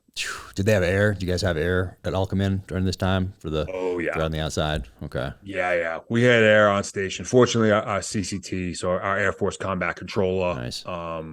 Those that don't know what that is, they control aircraft as a guy on the ground. He was not wounded, thankfully, because that guy, he went to work and they sent us basically every platform that they had available, stacked them up, at 5,000-10,000 feet intervals. Spectre gunship was on station. A-10s were doing gun runs. F-16s were dropping JDAMs. Oh, wow. I mean, they just decimated the valley. Yeah. But even with that amount of firepower, it still took almost an hour and a half before the situation on the ground was under control enough where they could land a medevac bird. This was mostly we were fighting was the Taliban. This was their Super Bowl moment against us, right? I mean, we had been kicking their ass for 6 months. Most of them know our deployment cycles, right? So they know we're about getting ready to swap out or leave. And this was their chance to kind of push us out. Yeah. So they unloaded the kitchen sink. I mean, then they dug in for the long haul. So it did, even though we had that kind of asset come in, it still took a bit of time before we could get it taken care of. Wow. So you're there on the ground in that condition that we just went through. And, oh man, this is just so wild. Shit, how long has it been? How much more time do I have to work before I'm dead? Doesn't matter. Move. I reach into my IFAC, my individual first aid kit, and pull out some combat gauze, rip it open, begin creating a power ball by wrapping it into the shape of a ball to increase its durability and density. I release the pressure of the highest tourniquet. This is going to hurt. I ram the power ball into my leg, reaching upward toward the hip. It hurts. I'm feeling for the femoral artery. It needs direct pressure to pinch off the bleeding. The problem is the remaining blood in my system is shunting away from my extremities to protect my vital organs. My hands feel like meat mittens, zero dexterity or fine motor skills in my fingers. The only way I can tell I am brushing past my shattered femur is a searing shockwave it sends through my body. Going unconscious seems inevitable. There it is. I think I feel a pulse inside my leg. No way to be sure, but the clock is ticking. Only a matter of minutes, if that, until I am completely bled out, and only a matter of seconds before I pass out. I ram the power ball down as hard as I can. The pain rips through my body, attempting to eject from my eyeballs. I feed more gauze on top of the power ball, just as our medics taught us. I resecure the tourniquet on top of it, tighten the strap, twist the windlass, lock it in, and pass out. I wake up what I think is just a few moments later. I wasn't out for long. I look at my leg and determine my work here is done. All right, that's enough sleeping on the job. Get back to work. Damn, bro. That's crazy. You think if you hadn't made that power ball and jammed it in there, that you wouldn't have made it? No shot. Yeah, no shot. Haven't talked to some of the trauma docs that worked on me, years later, when they got me in, they got me to the OR and they opened me up to fix my femoral. They're like, dude, you nailed your femoral artery with that combat gauze. Wow. Like it was an absolute bullseye. And for me, it was mostly just, luck or faith or a combination of both. But yeah, without that, man, you and I aren't having this conversation right now. Man, that is wild. So it's a full hour. And not that you know exact time frame, but when you do that, how long does it take for that bird to get in there after you jam this ball up inside your leg, tighten that tourniquet back down? How long is it till that bird gets there? And then how long until you're at that next level of treatment? Yeah, it ended up being just under 90 minutes. And once I applied that internal pressure dressing, I was in and out of consciousness for the remainder of that time, kind of coming and going. Yeah. But I do remember getting loaded on to the Black Hawk to get flown out. Yeah. And one of my teammates grabs me, the same teammate that was holding the gauze against my face when I was shot, Adam, and he's got me by the face, and he's like nose to nose with me. He just set me down, and he's telling me he loves me. And, you know, he's saying his last goodbyes to me. And I know what he's doing, and I can appreciate what's happening in that moment. But what distracted me was I noticed the position of the sun, and I didn't know exactly how much time had gone by, but I knew that a decent amount of time had gone by. And like I said in the book, like I knew I was dying. As soon as I knew my femoral was cut, I was like, yeah, this is where it ends for me. But in that moment on the bird, I'm like, wait a minute, I should definitely already be dead by now. Definitely already be dead by now, but I'm not. And that was my first resurge of energy. Wow. And it was like, maybe this isn't it. Jeez. Maybe this isn't it. So I deliberately, man, in that moment, I went straight into combat mode. And even though I couldn't see my enemy, even though I wasn't firing a rifle, I was in a street fight. And now I was getting ready to start to throw some punches. On that bird, do they have a full-on contingent of medical people on that bird, or would one of your medics go with you, or what is that like? So they had medics on the bird. Okay. We only had one that was still in the game. Yeah. Our junior medic, our senior, had been wounded. So the medics on the bird took control of me and two of my teammates. So there were three of us on that first lift. And then there was a second lift that came in just minutes behind us that picked up the next three. So in order of precedence, based on the severity of the injuries, we get shipped out. And they had an option. It was basically speed versus level of care in terms of where they were going to fly us to. Well, the fastest option was the place that I had originally gone to when I was first wounded, where our AOB headquarters was at. Yeah. That was the fastest location that had what we know as we call an FST, a forward surgical team, kind of a hodgepodge of medical personnel that are trained to work in a more remote environment outside of a full-blown hospital. Yeah. Bagram was the closest full-blown hospital, but it was a further flight. So they're like speed versus level of care. They went with speed. They pull me and my two teammates off. Second bird comes in behind us. At this point, we have overwhelmed that FST's capacity. Okay. So then they start diverting all the rest of the flight straight to Bagram. But at this point, we've already overwhelmed what they can do. Well, I'm the most critically wounded. I go straight in. When I say I am out of blood at this point, I mean, I'm literally out of blood at this point, which is a wild story just in itself, but I need a transfusion desperately. So blood goes on board. They're working on my femoral. Some time goes by and everything begins to crash and everything plummets. And they're like, okay, we don't know what's going on, but we need to get this guy to Bagram. We need to get him to the hospital now. They are maxed out. Now there's 6 of us there and we've overwhelmed their capability. Me back in a helicopter. They fly me to Bagram, which is about a 9-12 minute flight. And it's while I'm airborne to Bagram that they realized that they had just pumped me full of about 6 units of an incompatible blood type. Oh, I thought they're supposed to check like with the little test. Yeah. First. Yeah, they are. And mistakes, a mistake was obviously made. And, how does that mistake happen? It's a fair question. My team sergeant was on the same lift as me. He also had blood. He also needed blood. We have very similar last names. They both begin with L and A, and they just switched us up. They just gave him my blood. They gave me his blood. Well, fortunately for Owen, I'm O positive, which means I can give blood to anybody. Well, he's AB negative, which happens to be the most specific blood type we have as humans. So he was fine, and me, not so much. But that's ultimately what ended up crashing me. And so they realized what happened because they went to switch out Owen's blood with a fresh bag. And they said, whoa, what, why are we giving him O-pause? And they looked to see what they had given me. And they were like, oh boy, we definitely just killed Nick. And they called Bagram and they let them know what happened. And they said, there's no way this dude survives the flight to you. It's no way, impossible. So just be prepared to receive his body when he gets there. Well, the medics on that bird, I'm airborne, keep in mind. I'm flying. I'm like 5 minutes out from Bagram. The medics on that bird and the flight crew, they catch wind through radio what they're dealing with. And Jack, when I tell you that these medics got creative, I mean, they got creative with ways to treat me. In fact, they did things on me that technically violate Army medicine. They pumped me full of enough adrenaline to kill a horse. But you know what, man? Like, they were like, well, why not?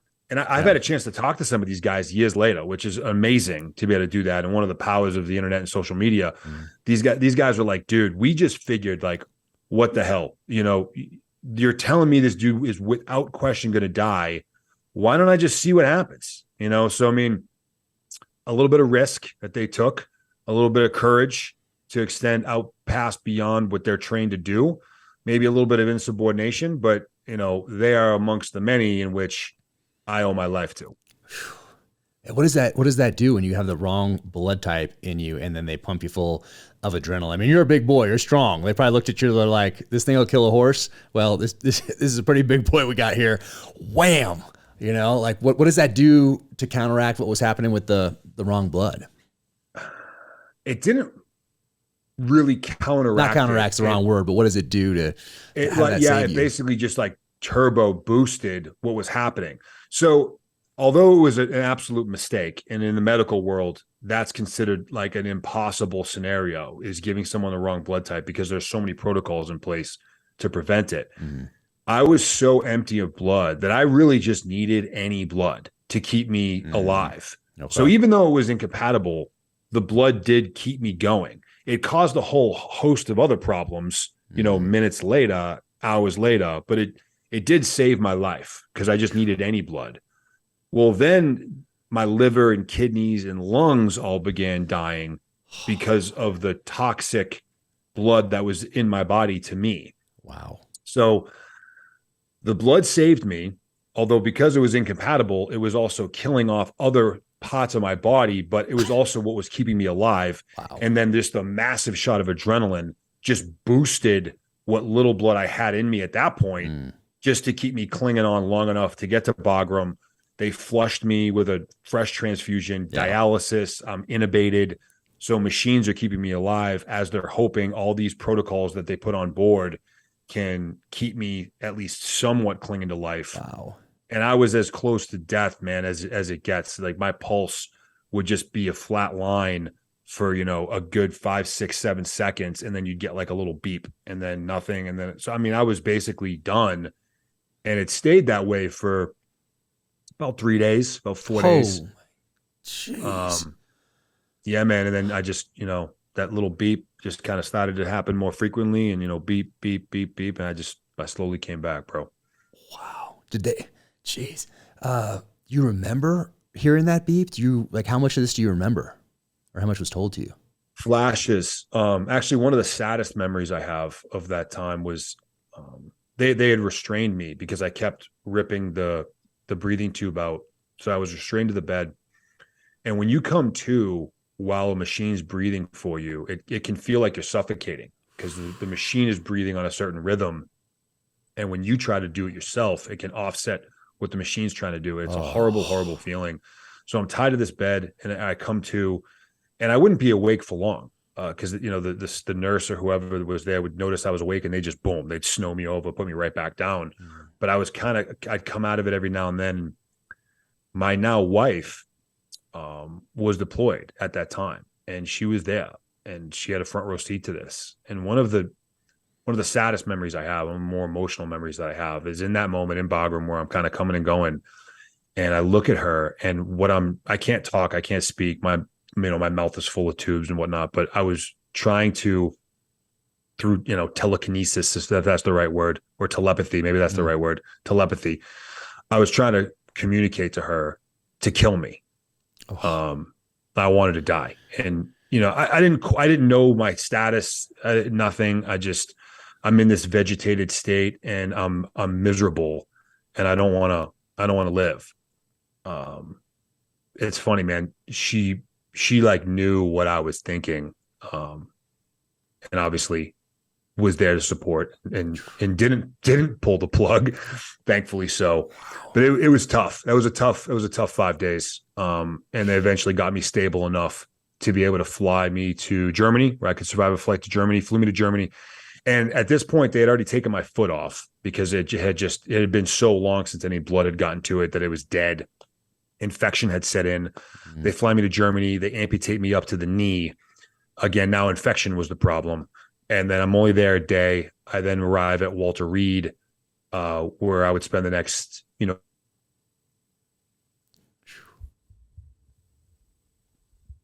Wow, man, that is crazy.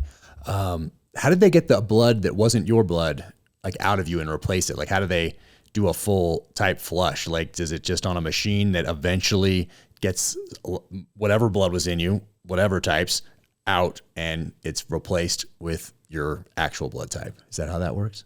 Yeah, it's basically a combination of a transfusion with the correct blood combined with dialysis. So your kidneys are constantly toxic blood, and dialysis is what's keeping your kidneys from one can outpace the other. Jeez, man, that is so crazy. Man, you're like the toughest human being that I've ever met. So you get to go to Germany, you're through Germany, you're back to your Walter Reed. When do you start having more memories of, like, okay, more than just flashes? Yeah, when I got to the intensive care unit, when I got to the ICU at Walter Reed, from there on, it's more. I have much more pronounced and consistent memories from that time. And one of my first, I've only been there a day or two, and the chief ortho surgeon comes in and he says, "Hey, dude, here's the deal. Your leg has been amputated up to your knee at this point. An infection is eating what's left of it, and any one of these infections could kill you. I mean, you've got some, like, toxic bacteria that's growing inside your body right now." He's like, "My staff," he's like, "they're all outside your room right now. They want to take you down the hall into the operating room, and they want to amputate your leg at the hip. It's called the hip disarticulation. They want to take your leg at the hip up to your pelvis and just eliminate this problem and just get you moving on with life." He's like, "But I think I can save more of your leg. It's just going to be a street fight, and I need you in this fight with me." And I just met this guy. I'm in the intensive care unit. My mother's there, my father's there, my sister's there. They're all, mopped up and all the stuff, masks and hairnets. And this dude's telling me that there's an infection in my leg that could kill me. They want to chop my leg off at the hip. He wants to get into a fight. And, like, that's really all I processed was a dude saying, "I want to go get into a fight. Do you want to come with me?" And I was like, "Yeah, doc, let's go do that." He's like, "Oh, man, cool. Let's do it." So that just began, my process of them just incrementally amputating piece by piece, higher and higher, cutting out dead tissue, cutting out dead bone, usually 3 times a week. Monday, Wednesday, Friday was kind of my typical routine. So I'm just in and out of anesthesia. I'm on ketamine, Dilaudid. So I'm, like, whacked out all over the place, but I still got some pretty decent memories of this.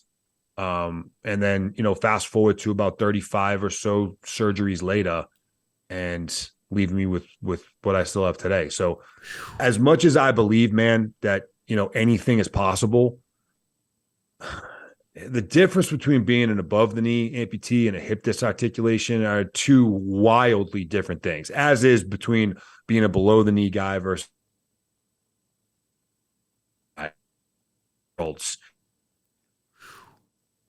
practical reality that exists, that I would be able to have gone back into combat, back to doing what I do as a hip disartic amputee. So again, that doc, who I'm still great friends with, he's actually about to retire.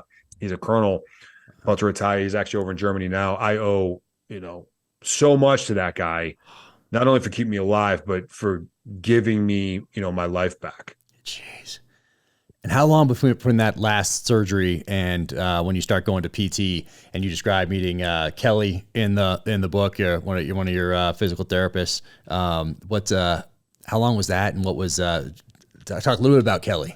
Yeah, that was probably she was introduced to me maybe 8-9 weeks after I got to Walter Reed. I was still an inpatient. I was actually still going through surgeries when she came into my life. Because we began doing PT just in my hospital bed before I was able to even be mobile. And then once the surgeries were wrapped up, then I started taking my PT out into the actual training facility at Walter Reed, which is an amazing spot. All kinds of stuff. It's just crazy. Began working with her. So her and I began working in kind of the more traditional PT sense of me outside of a hospital room.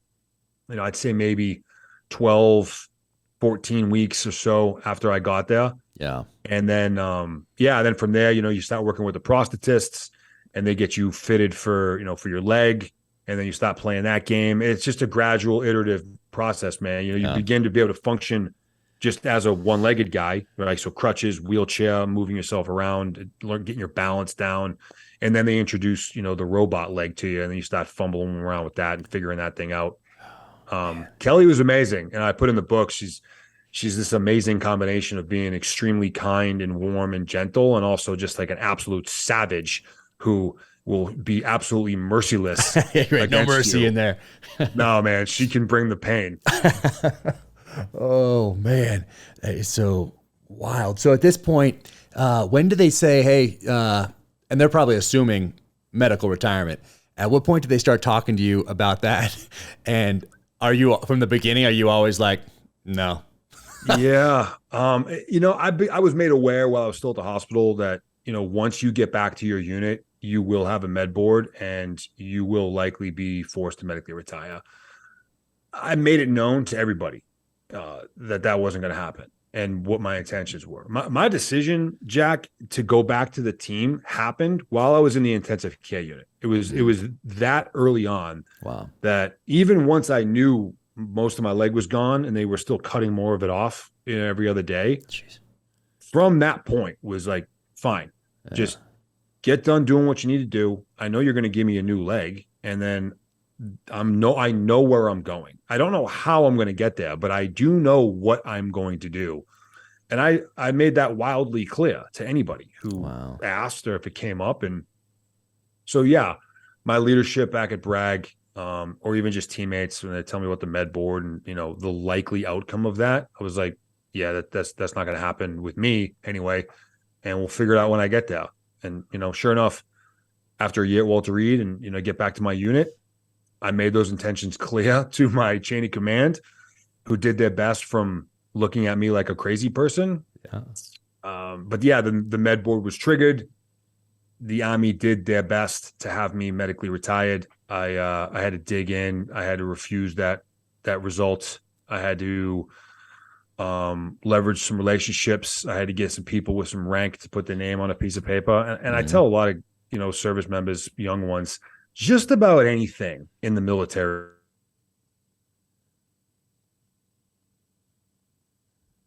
authority. Fortunate that I was able to do that. Yep. Yeah. Gotta get those waivers. Man. And while you're waiting, then is this with a Modern Army Combatives program where you're working there? What are you doing while you're waiting and going through this med board process? Yeah, so I was working as a Special Operations Combatives program instructor, which is what I asked to do when I got back to my unit. It was a great fit for me. I grew up doing MMA, boxing, wrestling. I was big into combat sports, so I asked to become an combatives instructor. They granted me that, which is important because I needed to have a purpose day to day. I needed to be giving value to my unit. And it was physical, and I had a lot of physical work I needed to do, so it was great. So I was working as an instructor and just training like an absolute maniac for what ended up being about 8 or 9 months until my med board was complete and I was able to be retained and stay in the military. And then it was at that point that I made it clear to my chain of command that I was ready to give it a shot at getting back onto the ODA. Jeez. And it's funny, man, to look back and laugh, and have had conversations with some of these senior leaders that some of them are still in, they're generals and, senior enlisted leaders at higher echelon commands all over the place. But I've had a chance to talk to them later and be like, hey man, like honestly, when I came into your room that day and I said, hey man, I'm ready to go back to the team. What do you need me to do? What were you thinking? And all of them said the same thing. They said, dude, like you earned the chance to do it. And we owed you the support to pursue it. But not a single one of us thought that we would ever actually have to make the decision on whether or not we were going to do it or not. None of us actually thought that this could become real. An above-the-knee guy going back onto a team had never happened before. So like with anything unprecedented, there's a lot of confusion and questions and a lot of doubt, and that's understandable. And I could, I could feel that from them in the moment. I bet. But it just didn't matter to me. I was just completely zeroed in, laser focused. I was unwaverable, and I was completely unreasonable. Amazing. Yeah, there's a guy I know, amazing operator, who bluffed his way into the Navy and into the SEAL teams without vision in one of his eyes. And then another friend lost his eye while we were in the SEAL teams together, and he did the same thing, went through med board process and stayed in as an operator. Amazing guy, Adam Brown. Amazing. And then another friend of mine, same thing, hand blown off, Tosh Carrington, and he came back and did an operational deployment. I think a few with prosthetic. Man, amazing. But I think are you still the only person who's gone back to a special operations team with that kind of an amputation? Yeah. Still the first, and at this point, the only. Yeah. Which, you know what, man, I got a lot of firsts now, like once you cross that first barrier, then like you're the first SF amputee to do this or that. Right. Like it happens because I stayed in the game for so much longer, and because this happened to me relatively early in my career. It's just important to know, dude, that while I'm certainly proud of that, and that right there has been a source of inspiration to others, which is amazing and humbling and an honor. Being the first to do something has not at any point been in my decision-making to pursue something. Yeah. This is just who I am. This is what I do. Yeah, I'm stubborn and I'm competitive, but I also have passion, purpose, and a meaning roped into the way I live and the way I serve. That's why ultimately, I did what I did and I do what I do. Yeah. Man. So you do the Detroit Marathon at some point in here. You do that at some point, but then you go through this med board. You get the thumbs up to attempt to stay in and pass everything you need to pass. But then and when you do that, they send you to a dive team, which means you have to go to dive school. Yeah. With one leg. Years later. Yeah. That was years later. That was just back in 2020. And that was actually, so I was the first amputee to go to the Special Forces Warrant Officer course. Okay, cool. Awesome milestone. Fine. Thank you. I had maybe 2 weeks left before I was going to graduate the Warrant Officer course. And I get told what team I'm going to. It ends with the number 5. And in SF, if your team number ends in 5, it's a dive team. Yeah. And I'm like, dude, I haven't even gotten to the now know what the next one's going to. Wow. Gosh. Figure this out. So yeah, after taking my new team as the warrant, then it became time to figure out how to do this whole maritime ops thing and this whole subsurface thing and how I'm going to figure out how to get through dive school. Yeah. There's an amazing picture of you in here with a fin. And so how was dive school for you? Brutal. Yeah. Brutal. Yeah, man. I was hanging on by a thread for the entire 6 weeks. It was really hard. My teammates, because I'm on a dive team, I immediately get signed to a dive team. So I got a bunch of divers around me. They really are the ones that enabled me to be able to pass. We collectively figured out how to do all of the required tasks, and we required a bit of modification because man, with a lot of dive ops, it's very prescriptive, right? Like left foot with significant risk, things get prescriptive to ensure nothing is missed. Well, some of those sequencing just doesn't apply to me. If you say right foot here, well, I don't have one of those. So what am I doing while everyone else is putting their right foot into their right fin? So my teammates helped me play around with how to do that. And then the cadre down at Key West, down at dive school, man, those guys were amazing. Yeah. And I, of course, knew that I would not accept any special treatment, and I knew that they would not give me any. But they were really cool with finding little adjustments that we can make to some of this procedural stuff so that I can still complete the task to standard. And you're down there for a school, man. It's like We got a time hack. We got things we got to do. We can't be like over here effing around with this one-legged guy. It doesn't work. Yeah. So a lot of credit to my teammates, a lot of credit to the instructors down there. At any moment, man, it could have gone the other way. So we talk about it in here, and the guys you're with talk about it in here. So before that, though, you go back to Afghanistan, and that's where this picture is taken, I think, right here on the cover. Man, so how many deployments did you do then after this? As an amputee? Yeah. 5. Wow. Yeah, 5. I think 5. 5 or 6. Jeez. I think 5. Man, what was that first one like, going back over like to the same place where you were wounded 3 times? What was that like? Yeah, I mean, I got the glorifying moment that I had envisioned for 2 years of stepping off that bird back on that dirt with my hands in the air, saying you should have killed me when you had the chance, and now you're going to pay. So I had that moment, but it was extremely short-lived, man, because I realized how many tactical gaps I had in my game that needed to be worked on. So that first trip, 2015, 6 months in Afghanistan, it was nonstop, because when we weren't doing ops and we weren't training, I was training on these weaknesses that I was identifying in real time. Yeah. So it was exhausting, just as glorifying as it was and as satisfying as it was.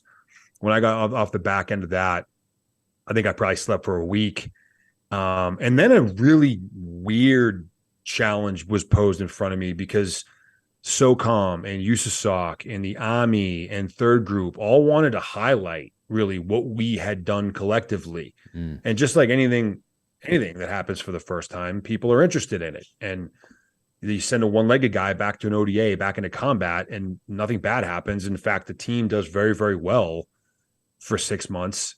People want to hear that story. So then I was kind of launched into this spotlight space that I wanted nothing to do with. Right. And I learned very quickly that when a 3-star general asks you to do something like that, he's not really asking you anything. Because I tried to decline several times and was told, like, then not like actually asking you, like, you will be there and you will do this. Yeah. So that became like its own, kind of challenge and transition in itself. Man. And so 5 deployments, were they all back to Afghanistan, or did you zip around to some other places as well? No, I bounced around because I also transitioned from Third Group over to Fifth Group in 2017. So I did Afghanistan, I did Somalia, Lebanon, Iraq, Syria, and I think there's one other spot in there. Jeez, I can't think of. Yeah, man. Anytime during those deployments where you're like, maybe this was a bad idea to come back with one leg, or did you just keep compensating and keep adapting and make it happen? I didn't find that moment where I second guessed and it was something, though, however, that I was constantly cognizant of and constantly analyzing, because the idea of being a risk to my teammates, being a liability, was completely unacceptable. So that weighed on me quite a bit, pretty much all the time. Yeah. I just took that and used that as fuel to just train like a savage and just get after it and just continue to commit and just outpace and outwork everybody. It was like 18 Bravo math. It's like half the legs work at least twice as hard, so I really put my faith in my teammates to be able to maintain that objective look. And at any point, if things looked like I was becoming that liability, they would be the absolute first to bring that up. And I put my trust in them to do so. So incredible. I want to read another thing here. It says many fundamental principles of biology, psychology, and medicine were disproven this day, the day you were wounded. There is more to this story that I'll share at a later time. The bottom line is, according to these principles, I should be dead. Having survived this experience has provided me with many gifts. The most impactful one is my appreciation for life. That's pretty cool. True story, man. It's a gift. It's a gift, brother. Yeah. And it's one of the messages that I hope can resonate with more people is the the fact that you're you now and that I'm me now is as close to the definition of a miracle as it gets. Yeah. And it's a ride that can end in the blink of an eye. Yeah. We have an obligation to maximize it, you know? Yeah, no, I love how you put it in here, and I hope everybody gets this. There's also a TED Talk you did, Living by an Ethos, where you talk about mission first, never accepting defeat, and never quitting. So I hope people go and check that out on YouTube, and I hope everybody gets this book, Objective Secure, and your website too. What is that website again? Because it's a little different. It's not just your name. It's machinenick.com. Machine Nick. Was that your nickname before, or did that become a nickname afterward? Where did that come from? It was an afterwards. It was an after thing.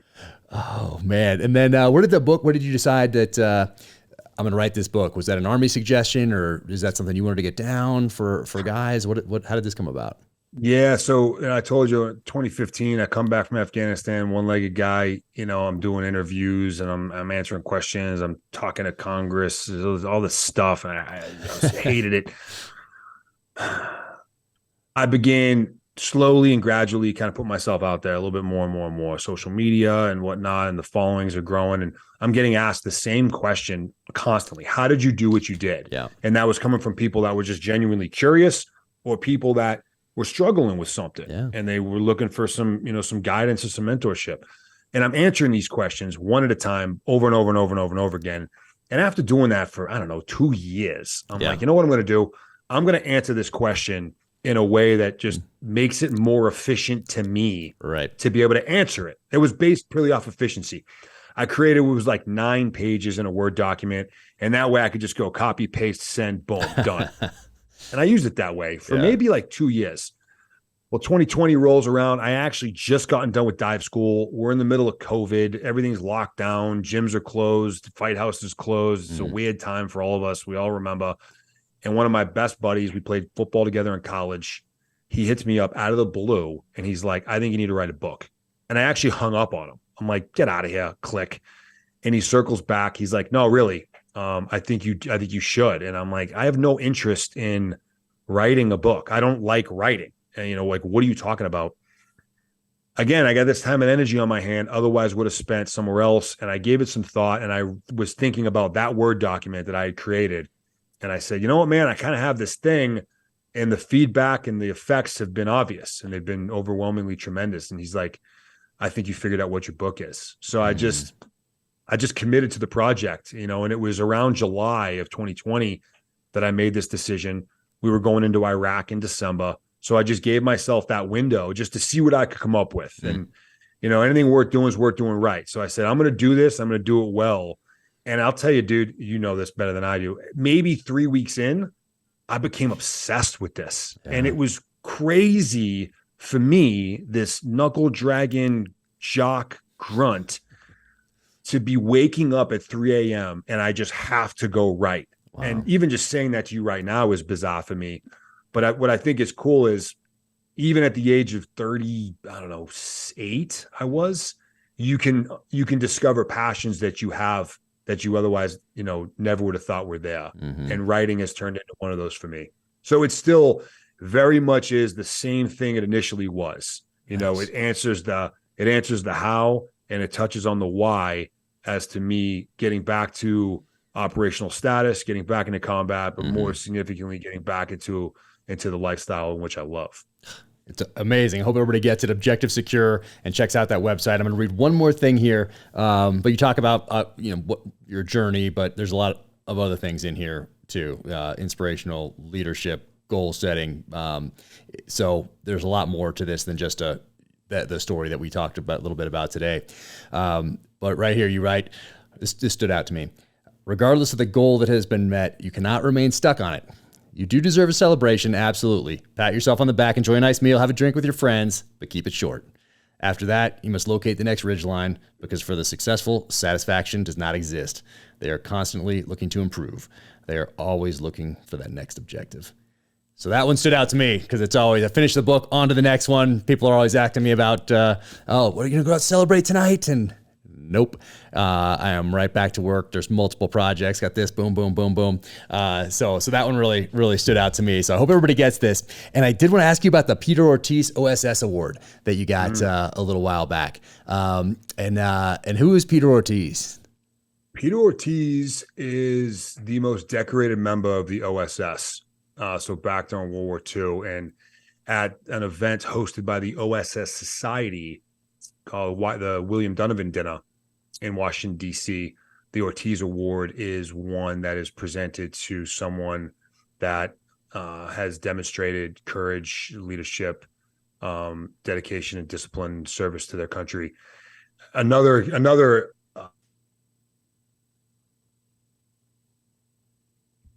within grown to respect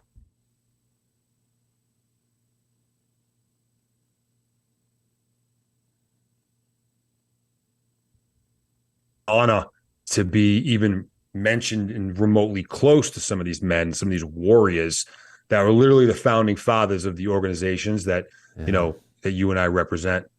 Yeah, no, it's amazing. I hope everybody looks him up. Peter Ortiz, check out that background. Just type it into the search engine. Some stuff will pop up on him, and that award. Sure to get the book here. But what's next for you? So you have 4 more years left till you hit your 20. And are you planning on moving on after that? And if so, what's that next ridgeline? Yeah, I'm in an extremely blessed position, brother. A lot of guys struggle with transition, leaving the military, especially after doing a full career. I've already discovered what my next purpose is beyond service in the uniform. And actually I get a chance to do it now and begin grinding towards that now and making mistakes and building a foundation. And I mentioned I'm going to continue to do. I got another 3 projects I'm kind of slowly hacking away at, in addition to public speaking, consulting, workshops, seminars, leadership engagements.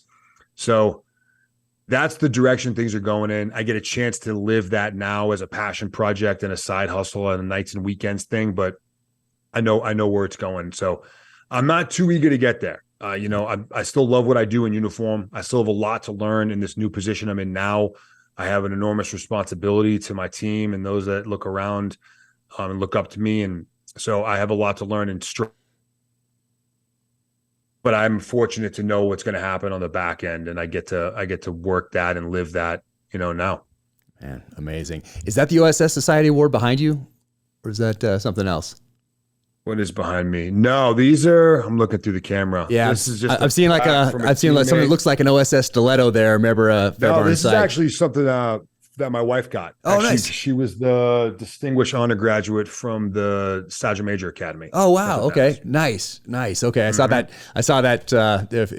If people look it up, OSS stiletto. I thought that might be that because it's a little blurry, so I can't quite tell, but it looks like it's similar shape there. But it is actually, man. Yeah. Amazing. Dude, thank you so much for spending this time. I mean, you got a full-time job, you got all this stuff going on, serving the country. Thank you for everything that you and your teammates have done for us in this nation and for continuing to be an inspiration to me and untold thousands. So best wishes, and please reach out if you ever need anything on any front whatsoever. Feel free to hit me up. Always here, always standing by. I appreciate it, brother. Hey, man, that time in 2020, that's when some homo really smart turned me on to you, and I'm glad they did. You see what a war fighter and a gunfighter and someone who's lived the life that you and I love is able to do in addition to that, and different genres of writing, but writing is writing, and you were an enormous inspiration behind this. So I appreciate that. The impact you've had on me, the work you do, man. Congratulations on all the success.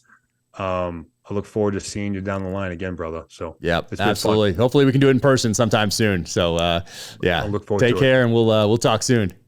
All right, brother. Take care. Take care. Bye. Navy Federal Credit Union wants to thank the men and women in the U.S. military for their important commitment to our country. For more than 90 years, Navy Federal Credit Union has made it their mission to help people in the military community. Navy Federal Credit Union is open to all branches of the military, veterans, and their families. Navy Federal's employees are veterans and military spouses, which makes them a part of the community they serve. They understand their members better than anyone. Members could enjoy earnings and savings of $349 per year, a regular savings rate 4 times higher than the industry average, an average credit card APR that's 5% lower than the industry average, award-winning 24/7 stateside member service, and 0.25% discounted rate on VA loans. Show your support for our troops with the hashtag military mission thanks. And my family thinks about veterans. Those are currently serving our nation each and every day, giving us these options and opportunities in the private sector. So everyone out there who has served and is serving, from the bottom of my heart, thank you. Learn more about how Navy Federal is creating and celebrating the commitment that connects them to their members at NavyFederal.com/celebrate. Navy Federal is insured by NCUA. Dollar value use shown represents the results of the 2021 Navy Federal Member Give Back Study. Credit card value claim based on 2021 internal average APR assigned to members compared to advertised industry APR average, published on creditcards.com. NFCU reserves the right to change or discontinue promotions and rates at any time without notice. Navy Federal, check them out. Today's episode is also brought to you by Black Rifle Coffee Company. Grab a can of Black Rifle coffees ready to drink, the perfect balance of quality and convenience. If you want a Spartan level caffeine kick, try Ready to Drink 300, available in salted caramel, vanilla bomb, and more. Made with an electrifying blend of MCT oil and amino acids, Ready to Drink 300 packs a caffeine punch that'll supercharge your day. Ready to Drink is perfect if you need your coffee quick, and shopping with Black Rifle Coffee helps give back to the veterans and first responders who serve our nation. You can stock up on cans at blackriflecoffee.com or grab an ice cold can at a convenience store near you. You can stock up at blackriflecoffee.com/dangerclose and use code DangerClose20 at checkout for 20% off your purchase and your first coffee club order. blackriflecoffee.com/dangerclose for 20% off. This is Jack Carr, and I want to talk to you about Schnee's boots. If you followed me for a while, you know what a big fan I am. This pair right here is the same pair that I've been wearing for over a decade now, and these are the ones that I wear when I want to come out heavier than I went in on a backcountry hunt. So love these things. They are absolutely awesome. And I have a bunch of different kinds of boots. They're pack boots, and so go check them out at schnees.com, SCHNEES.com. Schnee's mountain boots are handmade in their Italian factory located in the foothills of the Italian Alps. Each boot is made from the absolute highest quality materials available, from the fine leathers to heavy-duty hardware and Vibram outsoles. They only sell direct to you without the middleman markup. This means they can put higher quality materials and craftsmanship in every boot, so you get more boot for your money. They are also all backed by Schnee's industry-leading customer service and support. When you call them, you'll talk to someone right there in Montana that actually wears the boots. So be sure and give them a call. They have a lot of options out there. Find the right boot for you. Definitely check them out. If you head over to schnees.com, SCHNEES.com, you can score up to 30% off your new pair of mountain boots. You heard that right. You can save 30% off any pair of regularly priced Schnee's mountain boots. Use promo code JACK23, JACK23. That's schnees.com, SCHNEES.com. JACK23 is the promo code. Enjoy those boots. Welcome to the gear highlight portion of the Danger Close podcast. First off, SIG. You guys know how much I love the 226, and right here, this is the 226 X5. So this thing right here, solid. Check it out, 6hour.com, X5P226. And speaking of SEAL team type stuff, Warpaw Wine, my buddy Andrew Arabito, who does half-face blades as well. Warpaw Wine, they have some white out there now. This is the red, but look at that. That's just an awesome label. So Beto, awesome job. Check that out. And look at this, Rise Armament. So risearmament.com, and this is one of their ARs. It's called the Watchman right here. And this thing, this thing is nice. They put some EOTech optics on there, and check that out, Watchman. You can see that right there. But I'm looking forward to getting on the range with this thing. Awesome. Thank you, guys. risearmament.com. And back to SEAL Team stuff. Mikey Sowers, Forged right here. Check this out. They got a bunch of t-shirts, and this is the Uncommon Grit shirt right here. But check out Mikey Sowers, follow him, and follow Forged as well. Murph Challenge coming up. They run that too. And this is kind of cool. So why do I have a phone right here? Kind of an old school phone. Well, it's a gift from Clint and Heidi Smith at Thunder Ranch, and you should definitely go out to Thunder Ranch if you haven't made it out there yet in Southern Oregon. Take any class you possibly can. Take all the classes you possibly can. But check them out, thunderranchinc.com. Sign up and go out there. I might see you on the range. But they sent me this because I was at Thunder Ranch training when Jared Shaw called me to reconnect. And Jared is a buddy from the SEAL teams who plays Boozer in the Terminal List show. He's also a producer, and in this next spin-off series, he's a writer and executive producer. And he reconnected, and he gave Chris the Terminal List, Chris Pratt, before it was even on shelves. So the book is a series because of my dear friend and teammate Jared Shaw. And I went inside after we connected on the cell, and if you've been to Thunder Ranch, you know it's a little remote. So I went inside to a landline, and it was this phone right here that we talked on. So Clint and Heidi Smith, thank you. Awesome. And finishing up here, merch, officialjackcar.com, upper right-hand corner, click on shop. This is a Nalgene bottle with the cross tomahawk. So go check that out. And that's it. Take care out there. Thank you for tuning in to the Danger Close podcast, an Ironclad original presented by Navy Federal Credit Union. My upcoming novel, Only the Dead, hits shelves on May 16th in ebook, audiobook, and hardcover, and is available for pre-order right now. To find out more about Nick Lavery, go to his website, machinenick.com. That is MACHINENICK.com.